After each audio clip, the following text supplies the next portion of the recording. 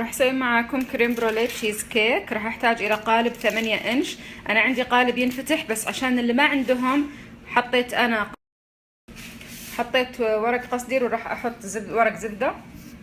بحتاج كاس سكر، احتاج زبده، و 250 جرام بسكوت دايجستيف مطحون.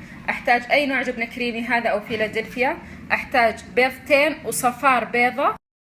شكل في سناب راح فراح اعيدهم سريع: زبده وبسكوت دايجستيف، سكر، صفار بيضه وبيضتين، فانيلا وجبن وملح. باستخدام الميزان وزنت 250 جرام بسكوت دايجستيف. راح احط عليه اصبع زبده لايبه وادعك ادعك ادعك مضبوط لحد ما تصير عندي. حطيت هنا الزبده مع البسكوت وراح ادعكها مره مضبوط بايدي لحد ما تتجانس زين وتصير عندي زي اللقمه.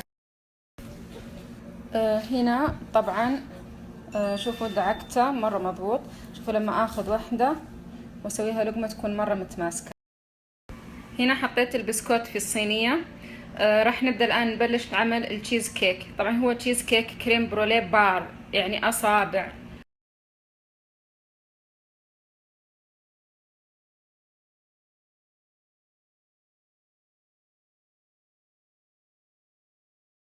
لما اقول بار يعني قطعه الى قطع، فما يكون سميك، يعني تكون طبقه خفيفه.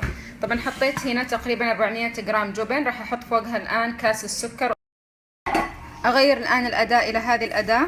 حطيت هنا البيض وصفار البيض والفانيلا والملح، والان ابدا اخلط.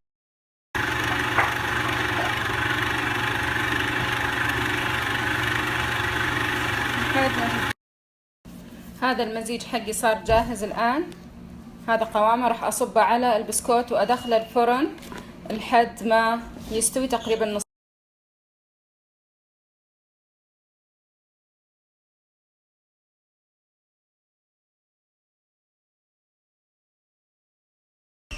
دخلتها الفرن في حمام مائي. مش لازم الحمام المائي يوصل الى فوق، اهم شيء انه حمام مائي.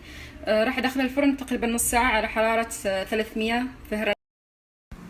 هنا بعد ما شلته من القالب راح اضبط الجوانب، وراح اقطعه باستخدام سكين مشرشرة كبيرة زي هذه. شوفوا ايش اللي راح اسويه. راح اسخن السكين. ممكن ما تسخنونها زي ممكن تحطونها في ماي حار، بس انا اسرع لي راح اسخنها. بدأت قطعتها بالطول، الآن بقطعها بالعرض إلى مربعات. بعدين أقول لكم إيش راح أسوي فيه عشان أحصل على البروليه اللي هو معناها مكرمل بالفرن. قطعته إلى مربعات. اللي راح أسوي راح أجيب سكر عادي وراح أنثر هنا سكر عادي عليه على الوجه، وبعدين بكرمل السكر تورش. بس أكون حذرة. أبدأ أكرمل سمع عالي. هبدأ أكرمل السكر.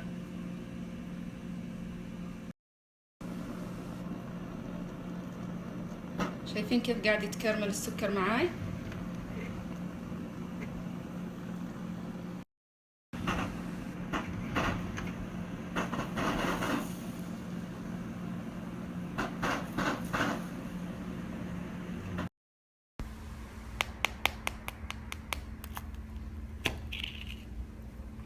نتذوقها.